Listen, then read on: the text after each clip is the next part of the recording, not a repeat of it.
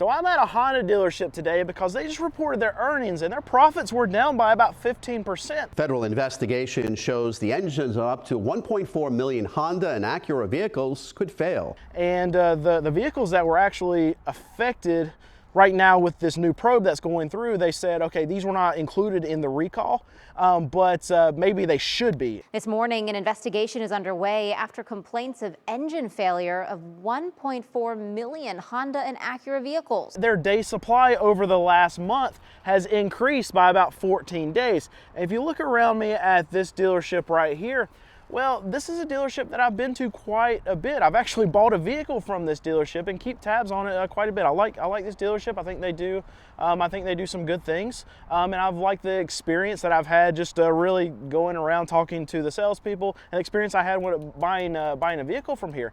So overall, I think it's actually a pretty good dealership. But the thing about it is, the inventory, I can see just by me being here, has risen by quite a bit. See, about 6 months ago, this whole parking lot was empty aside from maybe a couple Pilots. You would have an Odyssey here or there. You really wouldn't see hardly any Accords or any Civics. You still have a hard time finding any Civics. They have Accords here now. They got Pilots stacking up here. It's still very difficult to find a lot of CRVs across the market. You think of the equivalent of like a RAV4, your small SUV is what's really selling right now. But this dealership right here, you see you got a full line of CRVs, and I want to check those out and see the prices. But it's very interesting to see a brand like Honda, and you think of, okay, what are your two best-selling brands right now in the U.S., so your brands that are known for reliability? Well, you have Toyota and you have Honda. So it's just very interesting for me to come across these numbers that a manufacturer like Honda is having their day supply go up by 14 days in just one single month. So let's check out this HRV right here. HRV. It's a CRV. And again, we have 1, 2, 3, 4, 5, 6, 7, 8, 9 just in this line right here. Oh, 10 right here. And this is something that you had a hard time finding about 6 months ago. This is a 2025. It's an all-wheel drive EX. And the MSRP on this thing, get out of the shadow right here, $35,000.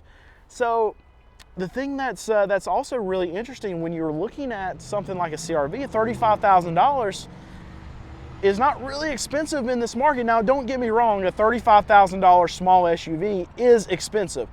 You compare that over something that was offered for sale about 10 years ago, that same vehicle, probably somewhere around 25 grand. So the prices have gone up a lot, and I mean a lot. So don't take what I'm not saying and misconstrue it into something else.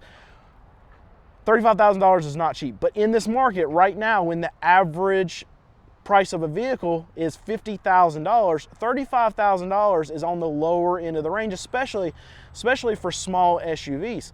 But even so, even with them hitting that price point, and you have the Accords over there, and you have Civics, and we'll go check prices on those in just a little bit. But even when you have, you say, more affordable vehicles in a line coming from Honda, you still have day supply creeping up. I think it's very telling on the situation of the consumer, the situation of the market, where people they're just not buying right now. And me as a used car dealer, I sell cars that are $5,000 and under. But what I can see that is coming from these new car dealers is that they're not getting a lot of trade-ins. So when I go to these auctions, I see that, okay, the auctions are having fewer and fewer cars every single week. And what is that telling me? That is telling me that these new car dealers, they're not moving metal, because the only way that I get cars at these auctions is from new car dealers getting trade-ins. The only way that new car dealers get trade-ins is by having more of these empty spots, by them moving metal for selling one of their cars, getting a trade-in from a customer, and then they send that trade-in to auction where I can bid on it. So this right here, I think this is not a Pilot. What is this? This is a CRV hybrid. Okay, so this is a little bit bigger body style. It looks like it's a different. I mean, maybe I'm wrong. Those over there look like they're a little bit smaller. This looks a little bit bigger to me. Maybe I'm wrong, but anyway, this is a hybrid. This is what a lot of people are gravitating to. But we'll check this out. This is a 2025 CRV hybrid, all-wheel drive. This is the touring, I think that means touring package. And the price on it's $42,900. So this is going to be one of your higher end models as far as the CRVs are concerned. It's still $42,000. So it's not, I mean, take it as you will. It's not crazy priced for this market. You have to put that caveat on every price that I'm putting on these cars, because if I'm talking about more affordable, it's all relative, right? It's all about perspective. If the average price of a new vehicle right now in this market is $50,000, $42,000 is going to be more on your affordable side of vehicles. Still not cheap. This is a Pilot. It's a 2025 Pilot. It's a Trail Sport all-wheel drive. $51,000. So that's your average price point on a new vehicle right now, and that's what you're paying. Another thing I want to point out about Honda is that recently they've had a probe that has been put into to look into a lot of their motors. So last year they had a big recall on a lot of their motors. And I go back to Toyota a little bit too, because what if we just had a massive deal with Toyota?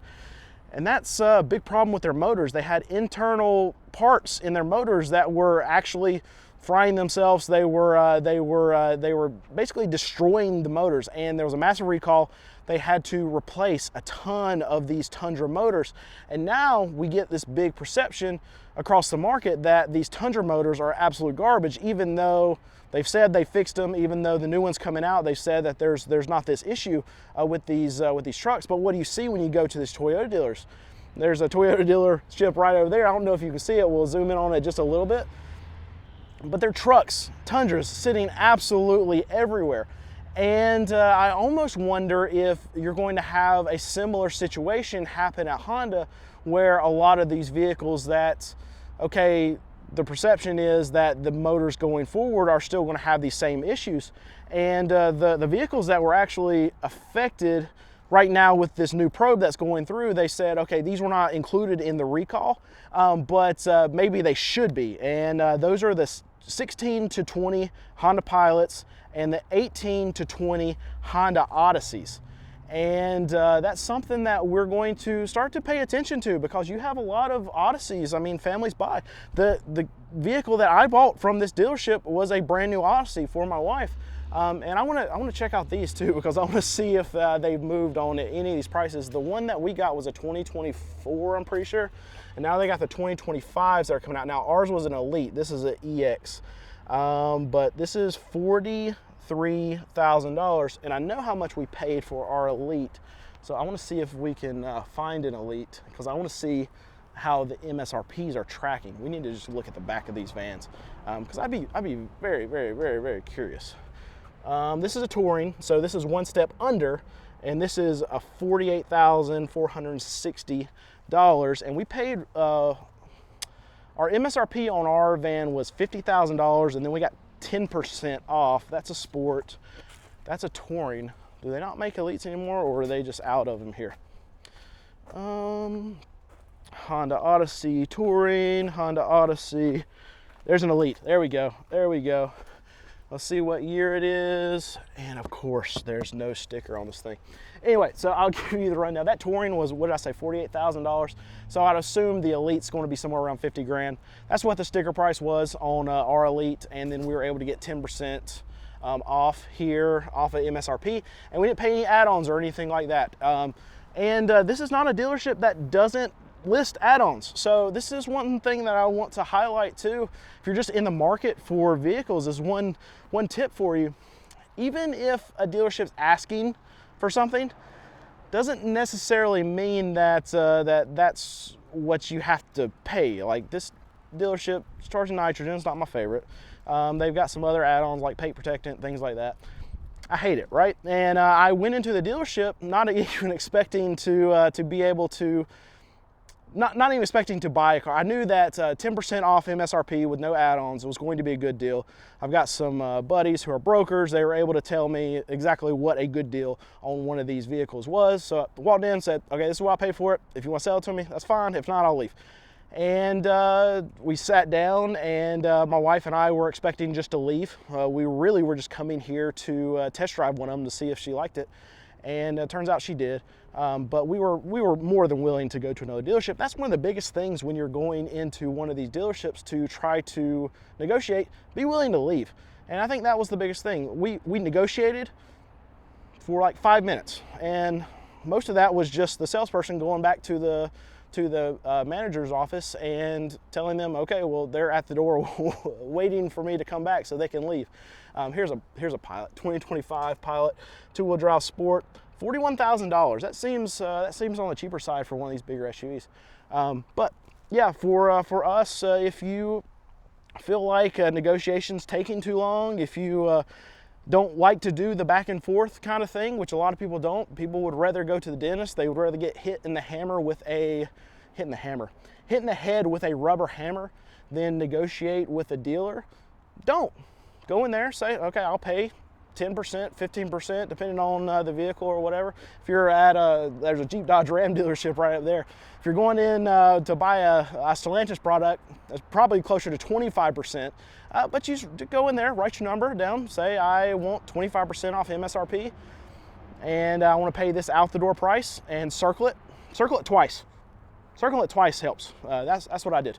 And I joked around with the salesperson. You got to realize they're people too. So if you can relate to them in some way, then not all of them are just trying to get every penny out of you. Some of them are actually good people. You just got to find the right one. But yeah, you just if you're able to talk to them, get them on your level, and tell them exactly what you're going to pay. And if they can't get you there, then leave and let them know that you're willing to leave, but you're also willing to buy a car from them today too.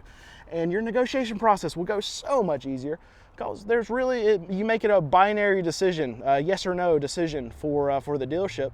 Either they want to sell you a car for that price or they don't.